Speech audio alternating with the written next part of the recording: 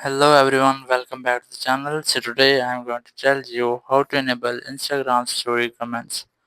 If you are using Instagram and you want comments on your Instagram stories, so I am going to tell you how you can enable it. So first you have to open Instagram app, and here open your profile in the right bottom corner of the screen. Tap here, and here you have three dots in the top right corner of the screen. Tap on them, and here just scroll down and look for comments. Here's that, tap on it.